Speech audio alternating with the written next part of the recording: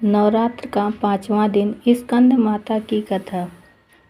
नवरात्र के 5वें दिन देवी दुर्गा के अवतार ममता की प्रतीक माता स्कंद माता की पूजा आराधना की जाती है।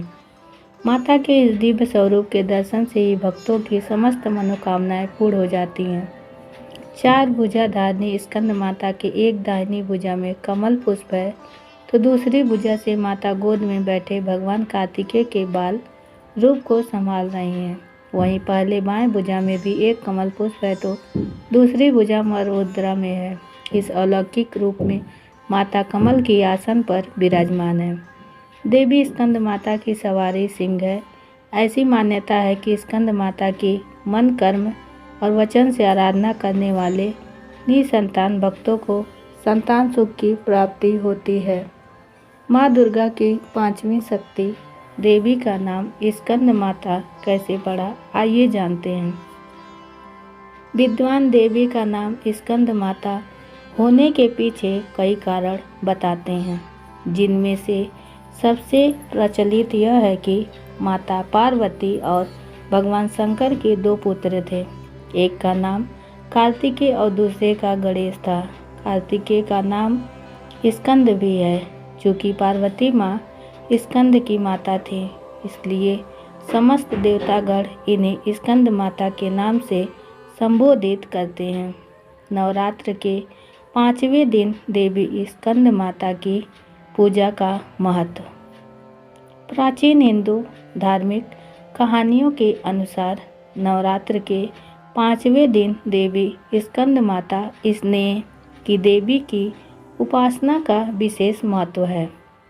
इस दिन जो भी भक्त सच्ची निष्ठा से स्कंद माता की पूजा करता है, माता उसे समस्त सांसारिक माया से मुक्त कर देती हैं। देवी स्कंद माता की पूजा अर्चना से भक्त मनवांछित फल पाते हैं। मृत्यु भवन में ही माँ के सच्चे भक्तों को सुख शांति प्राप्त होती है। माता अपने प्रिय भक्तजनों के लिए मोक्ष का द्वार खोल देती हैं। शास्त्रों में कहा गया है कि स्कंद माता की उपासना करने से भगवान कार्तिकेय की पूजा स्वतः ही हो जाती है और इनके साधकों में माँ का तेज समाहित हो जाता है। देवी माँ का 5वां रूप देवी स्कंद माता की कथा।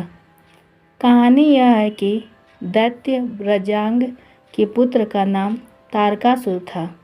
तारकासुर बाल्यावस्था से ही सृष्टिकर्ता ब्रह्मादेव का भक्त था। एक समय वह मधुवन नामक पवित्र स्थान पर कठिन तपस्या करने लगा। हिंदू शास्त्रों में कहा गया है कि तारकासुर ने एक पैर पर 100 वर्षों तक तपस्या किया था।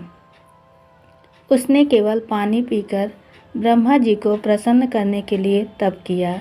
एक समय ऐसा भी आया जब तारकासुर ने पानी का भी त्याग कर दिया और 100 वर्षों तक जल के भीतर तपस्या की और फिर अग्नि में 100 वर्ष तक तप में लगे रहे। तत्पश्चात 100 वर्षों तक उन्होंने हाथों पर खड़े होकर उल्टा तपस्या भी की। तारकासुर के इस घोर तप से ब्रह्मांड में भूचाल आ गया। वह तीनों लोग हिलने लगा। तारकासुर के इस कठिन तपस्या से भगवान ब्रह्मा अति प्रसन्न हुए।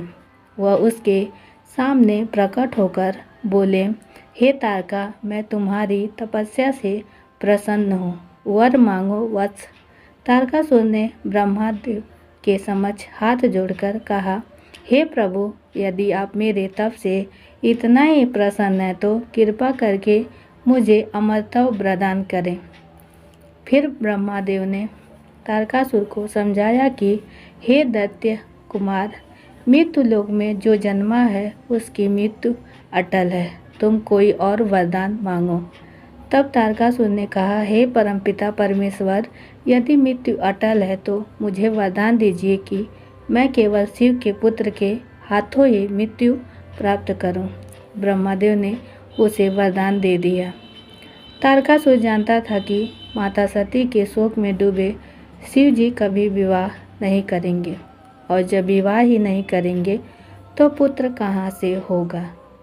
वरदान पाकर तारकासुर अन्य असुरों की भांति देवलोक में उत्पात मचाने लगा।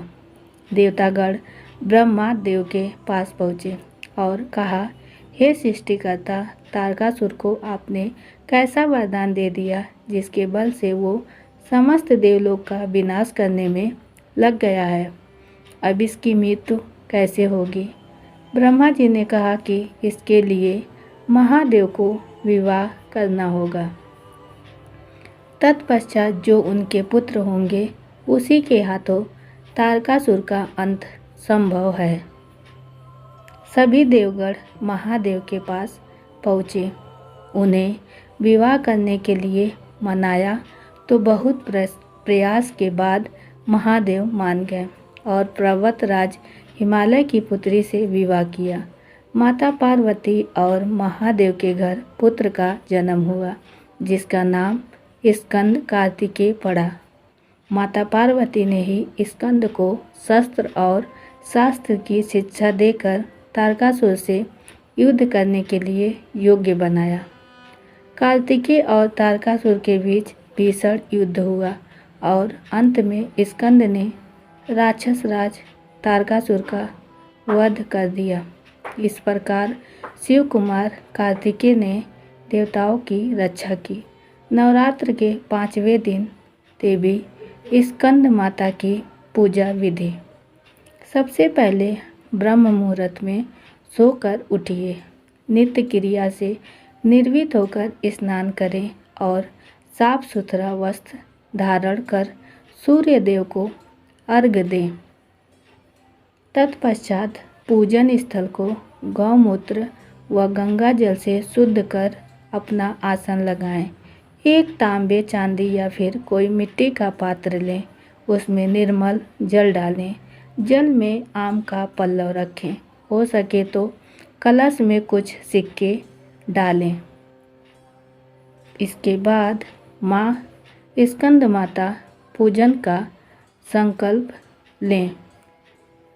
माता को केले और फल का भोग लगाएं। स्कंद माता को फूल में चंदन लगाकर चढ़ाएं। इससे आपके परिवार में सुख शांति का वास होगा और निसंतान को संतान प्राप्त होगा। सच्ची श्रद्धा से माँ की पूजा करें तो माता निरोगी होने का आशीर्वाद देती है। इसके बाद आरती करके भोग लगाए हुए प्रसाद को भक्तजनों में बांटें। उम्मीद है आपको हमारी कहानी पसंद आई होगी। पसंद आई है तो एक लाइक ज़रूर करें और चैनल पर नए हैं तो चैनल को सब्सक्राइब करना ना भूलें। साथ ही बेल आइकन दबाना ना भूलें ताकि अगली अपडेट सबसे पहले आपको मिले। धन्यवाद। जय माता दी।